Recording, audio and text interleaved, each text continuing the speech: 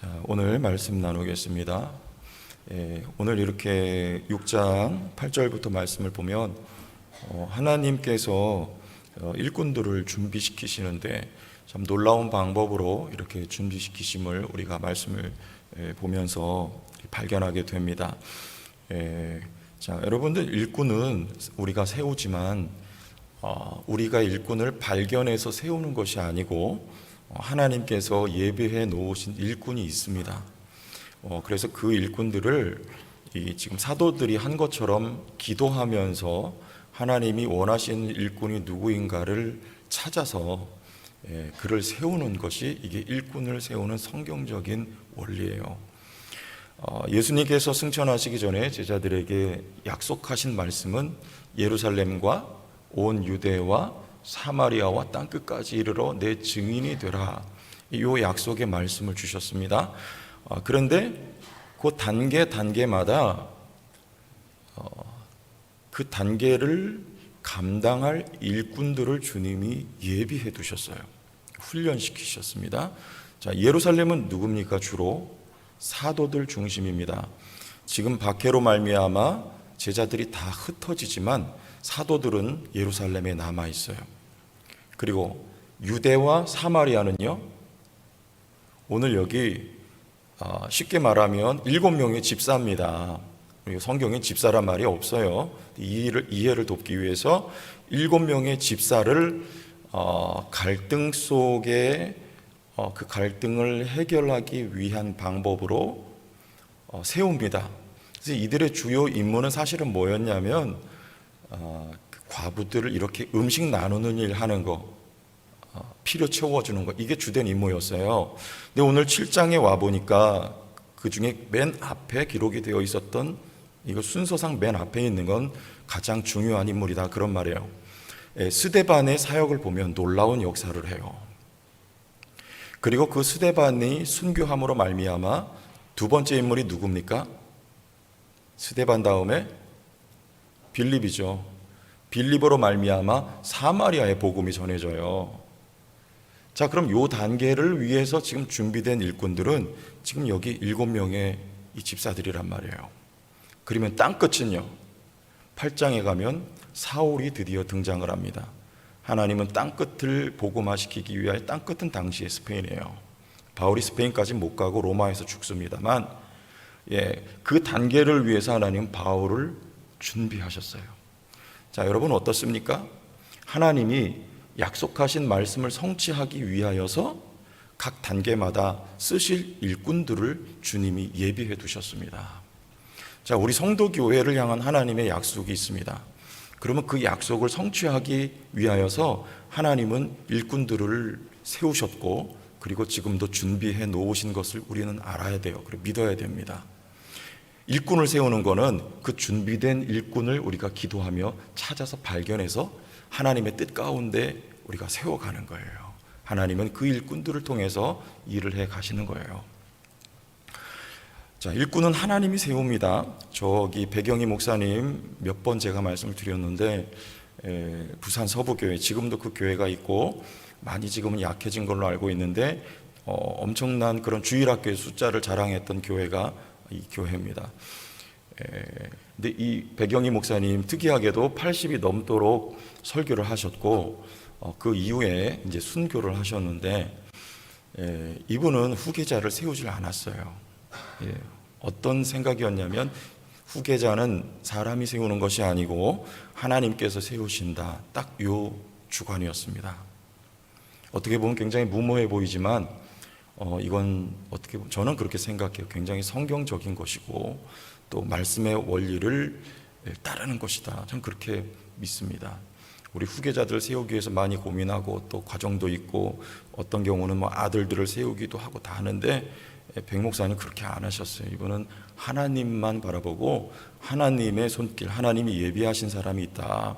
근데 결과는 어떻게 됐냐면, 후계자가 물론 지금은 있지만, 후계자라고 하기보다도 담임 목사님이 물론 계시지만 이렇게 후계자의 어떤 그런 계승이 잘 안 돼서 교회가 어려워졌다고 저는 들었어요. 그런데 하나님의 지혜는 여러분, 우리가 생각하는 것처럼 그렇게 단순하지가 않아요. 하나님은 그런 속에서도 당신의 일을 해가시고 놀랍게 일하십니다. 어떻게 일하시냐면, 여러분, 교회가 하나가 이렇게 흩어지면 우린 굉장히 손해라고 생각하고 안타깝습니다, 물론. 그런데 하나님은 그 상황 속에서도 역사하시더라고요. 일전에 어떤 집사님한테 제가 전화를 받았는데, 이 집사님이 과거에 제가 교육전도사 할 때 주일학교 교사했던 분이에요. 근데 그 교회가 굉장히 아름답게 참 선교 열심히 하고 그렇게 했던 교회인데, 어떤 문제 때문에 교회가 완전히 와해가 돼버리고 지금은 매우 극히 소수만 모여서 예배를 드려요. 이분도 물론 그 교회를 떠났어요. 여러분, 하나의 교회가 무너지면 우리는 안타깝습니다. 그런데도 하나님은 그 속에서도 일을 하시더라니까요. 바깥으로 흩어진 그 교인들이 지금 저하고 연락을 몇 번이 하는데도 얼마나 신실하게 신앙생활을 잘하고 있는지 몰라요. 이 집사님도 마찬가지예요. 지금도 십수년이 지났지만 저를 위해서 기도하고 있다고, 저는 연락도 안 하고 몰랐어요. 그렇게 여러 명의 목회자들을 가슴에 품고 기도하고 있다. 목사님, 그러니까 힘내시라. 이런 전화를 하는 거예요.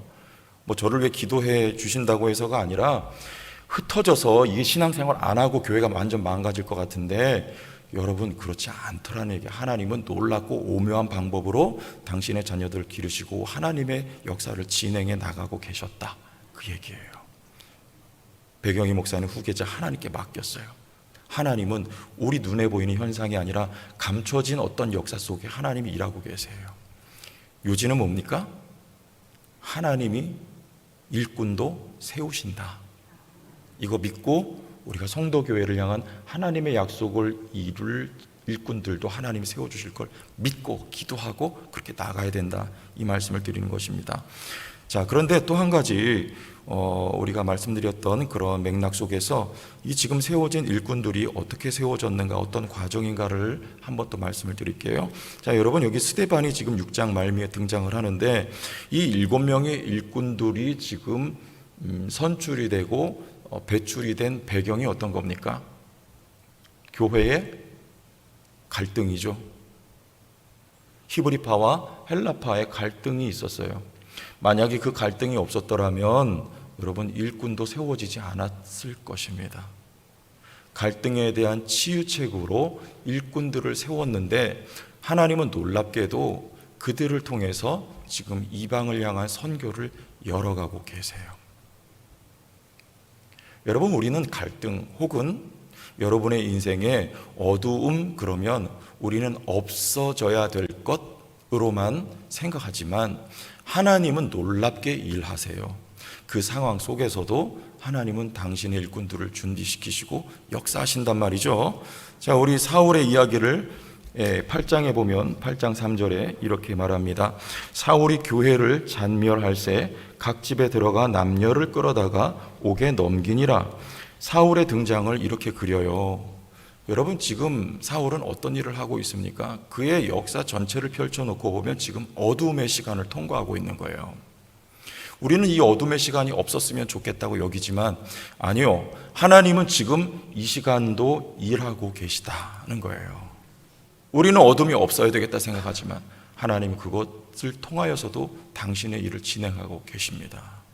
여러분의 인생에 어둠이 없었으면, 질병이 없었으면 좋겠죠? 그러나 여러분, 지금도 하나님이 일하고 계심을 믿으셔야 합니다. 우리 성도교회에 갈등이 없었으면 좋았을 것, 그러나 하나님은 그 순간에도 일하고 계셨음을 우리는 믿는 거예요. 하나님은 그 모든 과정을 통해서 당신의 일을 지금 진행하고 계시다. 여러분, 이렇게 믿고 여러분, 앞으로 우리도 그런 믿음 가지고 나아갈 수 있기를 바랍니다. 한 가지 더 말씀을 드리죠. 오늘 스데반에게 10절 말씀에 보면 지혜와 성령으로 말함을 그들이 능히 당하지 못했다 그럽니다. 여러분, 그 앞에 7절에 하나님의 말씀이 점점 왕성하여 예루살렘에 있는 제자의 수가 더 심히 많아졌다 그래요. 여러분, 제자의 수가 왜 심히 많아졌는지 이제 아시겠죠?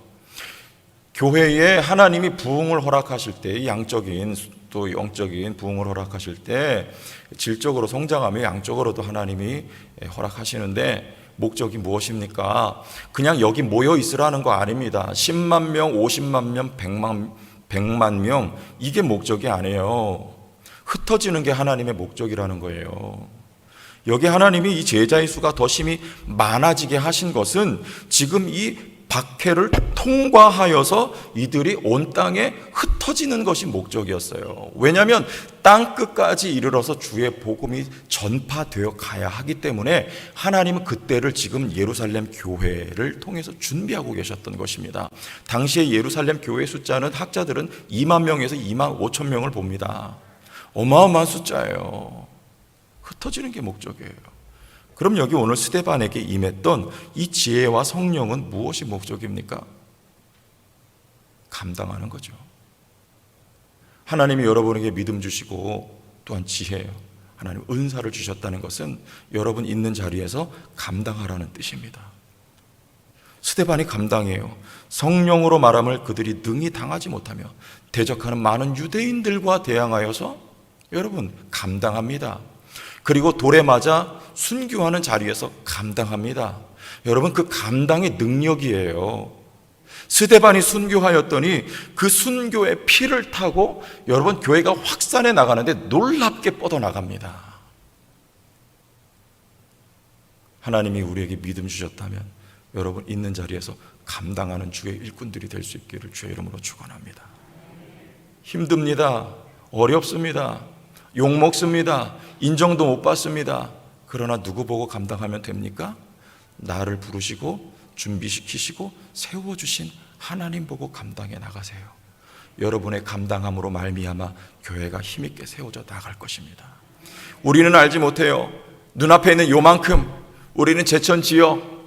그러나 하나님은 그렇지 않아요. 이 제천 성도교회 하나로 말미암아 여러분 하나님이 놀라운 일을 하실 거예요. 지금 당장 눈앞이 아닙니다. 성도교회는 100년이 갈지 50년이 갈지 몰라요. 지상에서 사라질지도 모릅니다. 바울이 세웠던 그 교회들은 모두가 다 그랬어요. 그러나 그때 전해졌던 그 복음이 지금까지 우리에게 흘러오고 있는 것입니다. 성도교회를 통하여 하나님이 하신 일은 영원할 거예요. 그러나 지금 있는 이 자리에서 우리는 감당할 수 있기를 주의 이름으로 축원합니다.